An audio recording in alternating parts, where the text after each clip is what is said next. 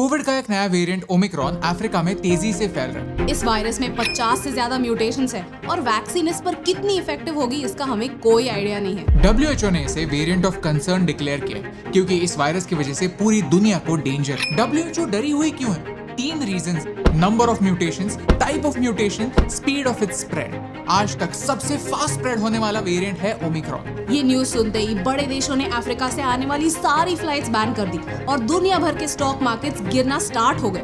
हम कोई मंदिर का घंटा है कि कोई भी आके बजा जाता है। लेकिन क्या सच में ये वेरिएंट इतना डेंजरस है? क्या हमारी वैक्सीन इसे रोक पाएगी? और क्या इस खबर में एक हल्की सी सिल्वर लाइनिंग, एक पॉजिटिव न्यूज छुपी हुई है? ये वीडियो हम सब के लिए इंपॉर्टेंट है, क्योंकि आने वाले कुछ दिनों में हम कैसे बिहेव करते हैं इस पर निर्भर करता है कि थर्ड वेव आएगी या नहीं। तो प्लीज इस वीडियो को एंड तक देखिए और इसे अपने दोस्तों के साथ शेयर जरूर कीजिए। भारत के लिए इंपॉर्टेंट टॉपिक्स को एक आसान भाषा में आपके सामने लाना हमारा मिशन है। हमें सपोर्ट करने के लिए हमारे YouTube चैनल को सब्सक्राइब कीजिए और इस बेल आइकॉन को प्रेस कीजिए। चलिए समझते हैं कि म्यूटेशंस क्या होते हैं और इनसे हमें क्या फर्क पड़ता है। हमारे लंग्स की बाउंड्रीज पर जो सेल्स होते हैं वहाँ ऐसे स्ट्रक्चर्स होते हैं, इन्हें कहते हैं ACE2 रिसेप्टर्स।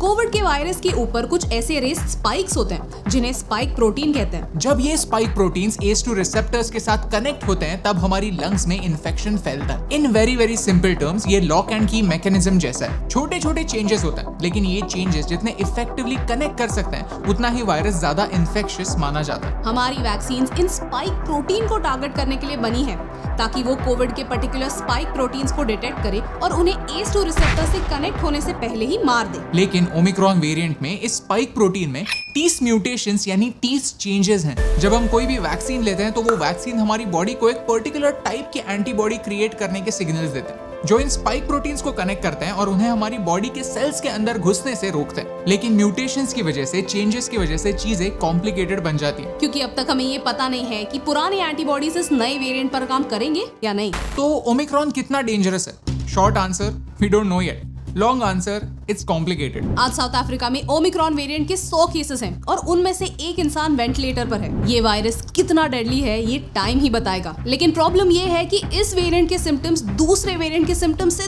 थोड़े अलग हैं। ऑक्सीजन सैचुरेशन लेवल फॉल नहीं होता, sense of taste, sense of smell lose नहीं होता, लेकिन हाँ अचानक से थकान जरूर होती है। क्योंकि ये सिम्टम्स दूसरे सिम्टम्स से अलग है, आपको पब्लिक एरियाज में ज्यादा सेफ रहने की जरूरत है। अब ये वेरिएंट कितना डेंजरस होगा ये डिपेंड करता है कि हमारी वैक्सीन काम करती हैं या नहीं। इस बात पर रिसर्च जारी। बेस्ट केस सिनेरियो, वैक्सीन काम करती है और सिर्फ कुछ ही लोगों को एक सीरियस इन्फेक्शन होता है। वर्स्ट केस सिनेरियो, वैक्सीन काम नहीं करती और 2022 भी पिछले 2 साल की कहानी रिपीट करता है। So let's hope for the best and be prepared for the worst. But on the other hand Omicron की न्यूज़ एक ब्लेसिंग इन डिस्गाइज हो सकती है, क्योंकि डेल्टा वेरिएंट अब तक का सबसे डेंजरस वेरिएंट था। भारत में और यूरोप में डेल्टा वेरिएंट ही लोगों को बीमार कर रहा है। Delta variant can be deadly. लेकिन अगर कोरोना वायरस म्यूटेट होता है और ओमिक्रॉन वेरिएंट आता है और वो डेल्टा वेरिएंट को खत्म कर देता है तो एक डेंजरस वेरिएंट दुनिया से खत्म हो जाएगा। तो भारत पर इसका क्या इम्पैक्ट होगा? एज ऑफ नाउ भारत में ओमिक्रॉन वेरिएंट का कोई भी केस डिटेक्ट नहीं हुआ है, लेकिन आज की ही न्यूज है कि साउथ अफ्रीका से आया हुआ एक passenger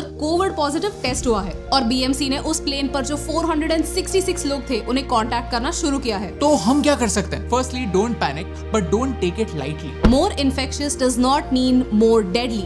It's something we have to remember before we descend into mass hysteria. At least अगले 14 दिनों के लिए हम सबको काफी केयरफुल रहना ही होगा। एयरपोर्ट से क्वारंटीन स्किप करके ऑफिशियल्स को ब्राइब देके लोग एस्केप कर रहे थे। ऐसे स्कैम्स अब डेंजरस हो सकते हैं। एट एन इंडिविजुअल लेवल अगले 14 दिन क्रूशियल इसलिए है क्योंकि हाल ही में इस वेरिएंट पर रिसर्च शुरू हुआ है। दैट मींस जैसे साइंटिस्ट ये रिसर्च कंटिन्यू कर रहे हैं उन्हें और ज्यादा फैक्ट्स पता चल रहे हैं। वैक्सीन काम करेगी या नहीं, ये वायरस कितना डेंजरस है, ये टाइम के साथ ही हमें पता चलेगा। भारत का वैक्सीनेशन स्पीड रिकॉर्ड ब्रेकिंग जरूर है, लेकिन काफी ऐसे लोग हैं जो अपना सेकंड डोज मिस कर रहे हैं। हमें एज अ सोसाइटी ये मेक श्योर करना होगा कि जो भी लोग हमारे संपर्क में आते हैं वो टाइम पर दोनों वैक्सीन के डोसेज ले। हम उन्हें उनका स्लॉट बुक करने में हेल्प कर सकते हैं। अगर आपको हमारी बातें अच्छी लगी तो इस वीडियो को शेयर कीजिए, क्योंकि हम सब लोग धीरे धीरे चीजों को लाइटली लेने लगे। वायरस हमारी लाइफ का हिस्सा बन गया, लेकिन इसका मतलब ये नहीं कि हम चीजों को ग्रांटेड ले लें। Early celebrations can be deadly, we know that. So wear your mask, get vaccinated and follow the rules, क्योंकि आपको एक कोविड इडियट बनने से रोकने से मुझे फर्क पड़ता है।